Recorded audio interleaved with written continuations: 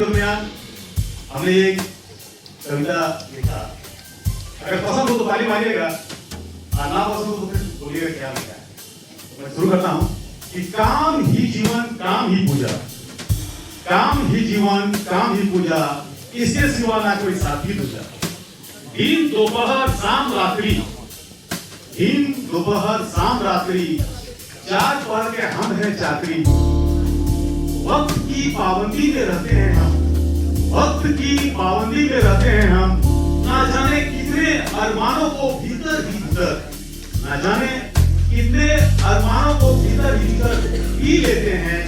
साथियों के साथ संग्रह होके, साथियों के साथ संग्रह होके पहाड़ों से भी लड़ना पड़ता है, तब जाकर रात को सुकून की नींद खुलती है।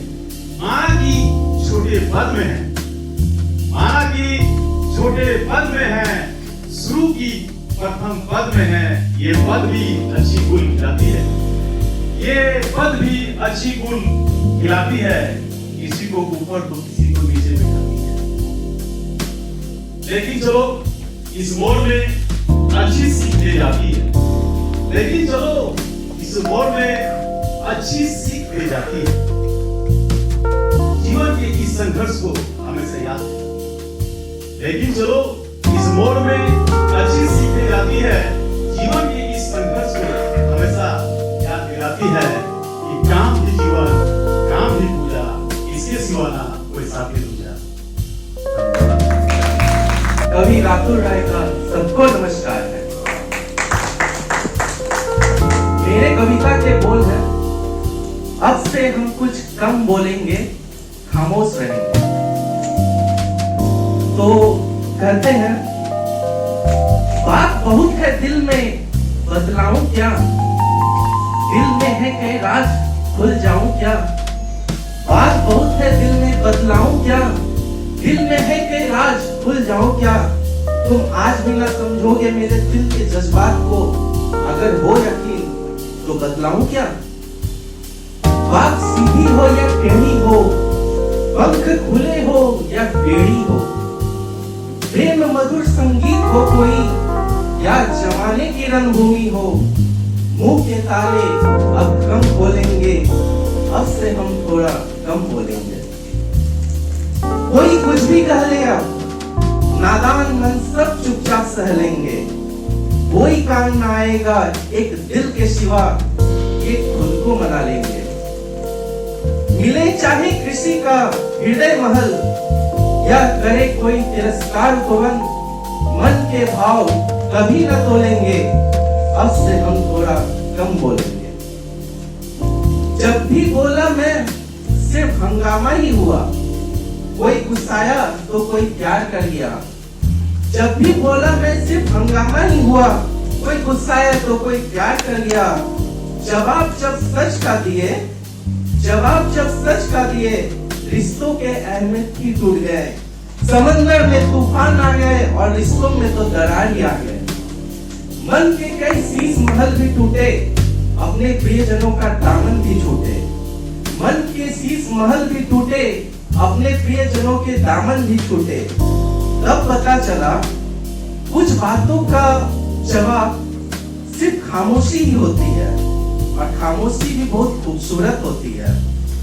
अल्फाज तो हमेशा बदल जाते हैं, रुतबा तो खामोशी का ही होता है।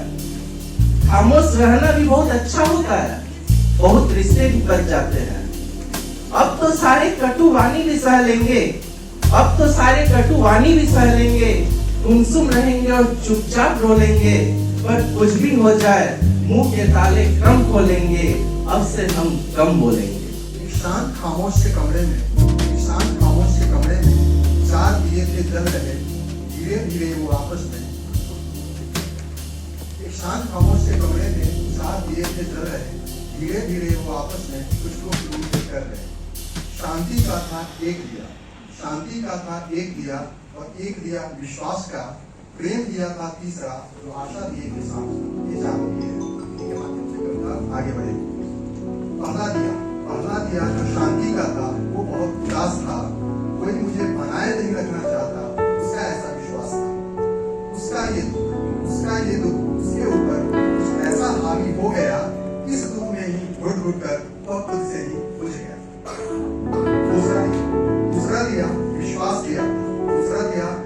विश्वास दिया था, उसने अपना रोना रोया, लोग तक बातें कायम मुझको, सबने है मुझको खोया। अपने जलने का औचित्य फिर न उसे नजर आया, और बहते हवा के झोंकों में उसने फिर खुद को फना किया। प्रेम लिया था तीसरा, जो काफी निराश था। आंखों में उसके आंसू थे, फिर भी वो फैला रहा प्रकाश था। मुझमें अब जलते रहने की ख्वाहिश बची रही नहीं। मैं दिया हूँ प्रेम का, और जलूंगा मैं नहीं। मैं दिया हूँ प्रेम का, और जलूंगा मैं नहीं। मेरे अपनों ने ही मुझको है दुत्कार दिया। सबने मुझको किया किनारे, किसी ने मुझसे प्यार किया। इतना कहकर प्रेम लिया भी धीरे धीरे बुझ गया, और उस अंधेरे से कमरे में कुछ और अंधेरा भर गया। तभी अचानक कमरे में बाला की खिलाफी होता है, और मुझे दियों को देखकर डर जाता और रोता है। तभी अचानक कमरे में बाला की खिलाफी होता है, और मुझे दियों को देखकर डर जाता और रोता है। चौथा दिया जो कमरे में उस वक्त भी जलते रहता है, होठों पर मुस्कान लिए रोते बालक से कहता है, मैं रहूंगा साथ तेरे, हार नहीं मैं मानूंगा। मैं लिया हूँ आशा का, हार नहीं मैं मानूंगा। मैं जलता हूँ जब तक तब तक तुम ना कभी निराश हो। करते रहना कोशिश हरदम, चाहे कोई साथ न हो। बात सुन आशा दिए की बालक की आंखें चमक गई। उस शांत खामोश से कमरे में उसकी एक हंसी खनक गई।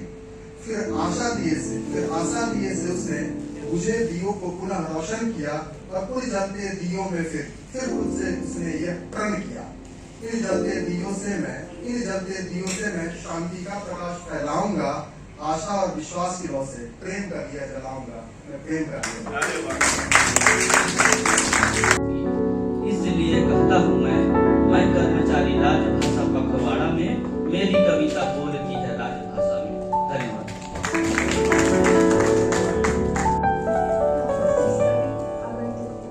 सादर प्रणाम। आज मेरी जो कविता का शीर्षक है वो है निर्भया और कोलकाता की दर्द भरी दास्तान। यह कविता का पाठ करने से पहले मैं इस कविता के बारे में कुछ लाइनें कहना चाहती हूँ। यह कविता जो है आज के समाज में महिलाओं की सुरक्षा और उनके प्रति संवेदनशीलता की आवश्यकता को उजागर करती है। निर्भया और कोलकाता की घटनाएं एक भयावह सच है, और यह कविता उन सभी पीड़ितों के प्रति एक श्रद्धांजलि है और एक संवेदनशील संदेश देती है कि हमें मिलकर एक ऐसे समाज बनाना है जहां सभी महिलाओं को सुरक्षा और सम्मान मिल सके।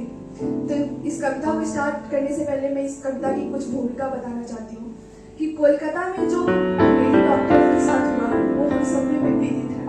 उस रात वो नाइट ड्यूटी में थी, 36 घंटे की वो ड्यूटी करके घर वापस आने वाली थी।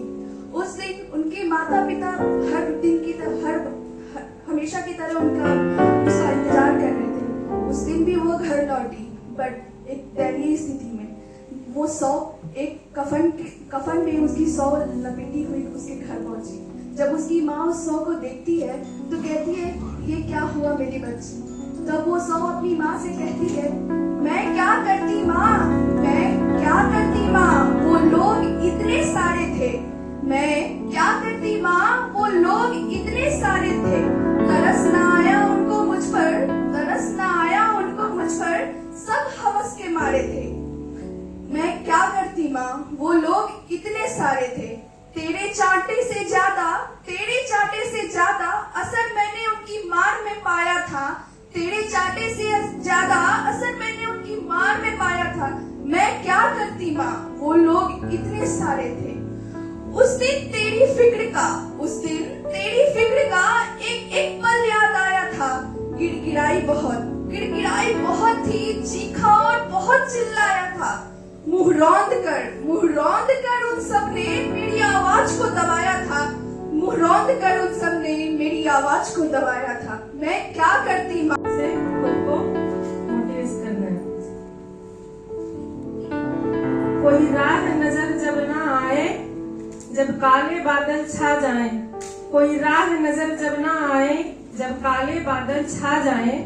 गिर जाओ कहीं राह में तुम, कोई सहारे को यदि ना आए, तब स्वयं अपना सहारा बनना तुम, खुद काफी हो खुद से कहना तुम।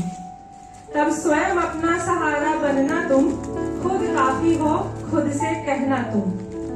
जब मन विचलित सा हो जाए, मित्र तथा कथित सब खो जाए, अकेले पड़ जाओ भीड़ में तुम, अपने भी पराये यदि नजर आए, तब स्वयं से बात करना तुम, खुद काफी हो खुद से कहना तुम। जब रिश्तों में भेद नजर आए, निजकृत पर खेद प्रखर आए, जलो जब एवं वर्तमान में बीसीसीएल की गुणवत्ता का संपूर्ण भार अपने कंधों पर लिए महाप्रबंधक महोदय को मेरा प्रणाम एवं राजभाषा पखवाड़ा को नेतृत्व करते हुए राजभाषा के विभाग अध्यक्ष उनको मेरा आभार। मेरी कविता दो हिस्सों में बटी हुई है। जिस तरह से सिक्कों के दो पहलू होते हैं, एक चित एक पट, उसी तरह से मैं स्त्री और पुरुषों की दो अलग अलग कहानियां आपके सामने व्यक्त करूंगा। मैं जीत हार से परे इस मंच का उपयोग एक संदेश देने की कोशिश करूंगा और अपनी कविता के अंत में एक प्रश्न आपके बीच में छोड़ जाऊंगा जिसका जवाब मैं नहीं दूंगा। सर्वप्रथम देवियों से मेरा अनुरोध है कि मेरी शुरुआती पंक्तियां आपके लिए एक ममता का भाव जो मैं इन पंक्तियों के द्वारा कहने जा रहा हूं उसको आप समझिए, जानिए और अगर वो आपके हृदय को छूता है तो एक लम्हे के लिए अपनी आंखें को बंद कर अपने अंदर के मातृत्व को महसूस कीजिएगा। कहते हैं पुरुषों के हिस्से कई माएं आती हैं। मां तो होती है, पहले भी मां बन जाया करती है। विवाह के बाद पत्नी भी मां सा दुलार करती है। बड़ी होती बेटियां भी अक्सर पिता से मां का स्नेह जताती है। लेकिन स्त्रियों के हिस्से बस एक बार ही मां आती है। उसकी भी एक समय सीमा होती है। मायके की दहलीज लांघते ही ये मां भी अक्सर पीछे छूट जाया करती है। उसके बाद उस स्त्री से जीवन भर कोई मां सा लाड़ नहीं जताता। इस तरह मां के प्यार से ताउम्र वंचित रहती हैं स्त्रियां। अगली पंक्तियां इस प्रकार है। मैं कोयला हूँ, काला काला कोयला हूँ। न रंग है न रूप है, ना ही सुंदर पहचान मेरी। बेरंगी सी है जिंदगी मेरी, पूरी प्रकृति का उपहार हूँ मैं। खुद जलता हूँ पर जग को रोशन करता हूँ, काला हूँ पर सफेद रोशनी देता हूँ। मैं कोयला हूँ, कोयला हूँ। अपनी लघुता का रोना धोना तत्क्षण बंद कर, अपनी लघुता का रोना धोना तत्क्षण बंद कर। धन्यवाद। घुटनों तक धोती, अधनंगा जिस्म, कृष्णकाय शरीर, हाथों में लाठी, चेहरे पर दृढ़ संकल्प की आभा, विश्व पटल पर देश की शान और पहचान, वो बलिदानी जिसने अपनी सब थे। हे राम।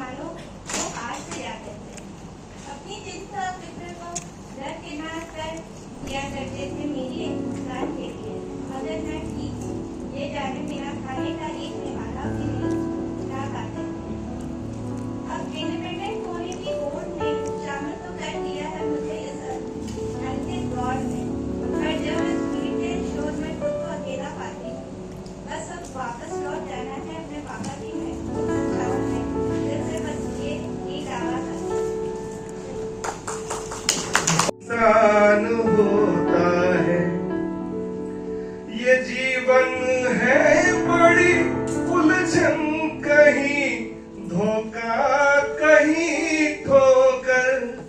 ये जीवन है बड़ी उलझन, कहीं धोखा कहीं ठोकर। कहीं धोखा कहीं ठोकर। कोई हंस कर किसी को कीजिए, कोई लाख गलती भी बोले, कोई लाख गलत कर छोड़ दीजिए। न रूठा किसी से कीजिए, न झूठा वादा किसी से कीजिए, न रूठा किसी से कीजिए, न झूठा वादा किसी से कीजिए। कुछ फुर्सत के पल निकालिए, कभी खुद से भी मिला कीजिए। धन्यवाद। इस महीना 10 तक चलेगा। तो जितना सारा प्रॉब्लम हुआ था आप लोग बढ़ चढ़ के तो मदद की है। हम ये बोलेंगे कि जहाँ हम लोग दिक्कत हो रहा है, हम हिंदी भाषी होने का बावजूद भी हम हिंदी लिखने में थोड़ा तो थोड़ा जब सरकार मान रहा है, जैसे स्टैट्यूटरी आपको प्रोग्राम है जिसमें देश का नियम नीति मिला हुआ है, उसको साथ क्यों ना थोड़ा बढ़ चढ़ के थोड़ा मदद करे, हम लोग आगे बढ़े। तो ऐसे पखोरा करने का मतलब है कि जो आदमी को थोड़ा बहुत जो क्या है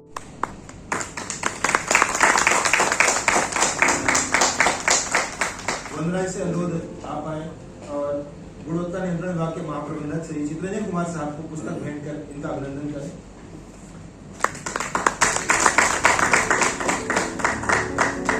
राजभाषा महेंद्र जी से अनुरोध है आप आए और श्याम नारायण सिंह जी का अभिनंदन पुस्तक भेंट कर करें।